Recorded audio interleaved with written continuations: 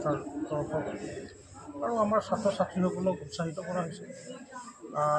আমাৰ সমাজৰ যিবোৰ ছাত্ৰ ছাত্ৰী বহুত কষ্ট কৰি তেওঁলোকে পঢ়ে বা আমাৰ গাৰ্জেনবিলাকৰ যথেষ্ট কষ্ট হয় আৰু আমি বিচাৰিছোঁ যে আমাৰ চাহ জনগোষ্ঠীৰ সমাজত যাতে আমাৰ অভিভাৱকসকলো মানে সজাগ হওক, আমি অলপ সেই পৰিৱেশটো কৰিছোঁ।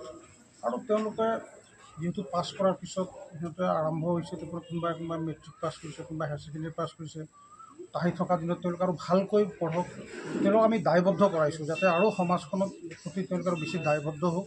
আজি আমি তেওঁলোকক সেই দায়বদ্ধতাৰে আমি তেওঁলোকক সম্বৰ্ধনা জনাইছোঁ আৰু তেওঁলোকৰ আমি যিখিনি আমাৰ পুৰণীয় আছে, আমাৰ চৰকাৰেতো যথেষ্টখিনি কৰি আছে, আমিও আমাৰ ফালৰ পৰা যিখিনি কৰিব লগা আছে তেওঁলোকৰ আমি সহায় কৰিম আহি থকা দিনত।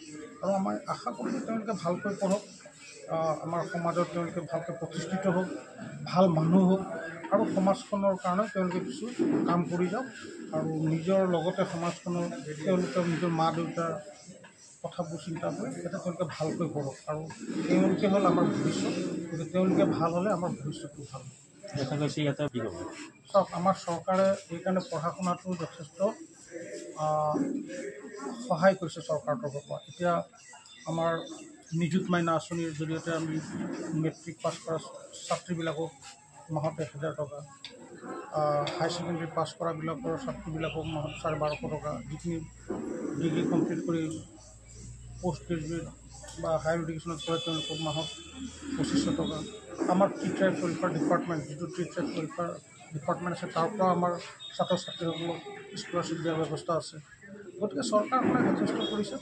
গতিকে আমাৰ আজিৰ তাৰিখত দুখীয়া হয়, আমাৰ সমাজৰ ছাত্ৰ ছাত্ৰীসকল যথেষ্ট দুখীয়া হয়, কিন্তু নাভাবোঁ যে বৰ্তমান সময়ত দুখীয়া হোৱাৰ কাৰণে তেওঁলোকে পঢ়াৰ পৰা বাদ কৰিব, তেনেকুৱা নহয়। তেওঁলোকে যদি ইচ্ছা থাকে তেওঁলোকে আগবাঢ়িব পাৰিব। সেই ব্যৱস্থাটো বৰ্তমান আমাৰ মাননীয় মুখ্যমন্ত্ৰী মহোদয়ে যথেষ্টখিনি তেওঁ ব্যৱস্থা লৈছে। আমাৰ চৰকাৰখনে যথেষ্ট এই ধৰণৰ কাম কৰিছে আৰু আমাৰ সমাজখনৰ প্ৰতি আমাৰ প্ৰত্যেকজন সমাজৰ দায়বদ্ধ ব্যক্তিসকলৰ আমাৰো দায়িত্ব আছে। গতিকে আমি সকলোৱে যদি এই ধৰণৰ অকণ পৰিৱেশটোৰ লগত জড়িত হৈ যাওঁ, মই ভাবোঁ আমাৰ ছাত্ৰ ছাত্ৰীসকলে ভালকৈ পঢ়িব পাৰিব। মই নাভাবোঁ দুখীয়া হোৱাটো তেওঁলোকৰ কাৰণে বৰ ডাঙৰ হেঙাৰ হ'ব।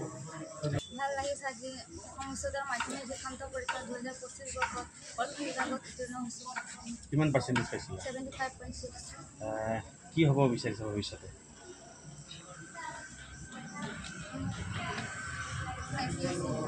APSC।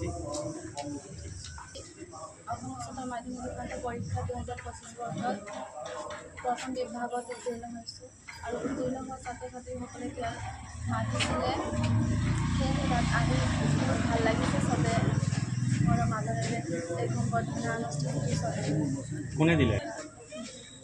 বিজেপি বিজেপি দলৰ পৰা। ভৱিষ্যতে কি হ'ব বিচাৰিছে?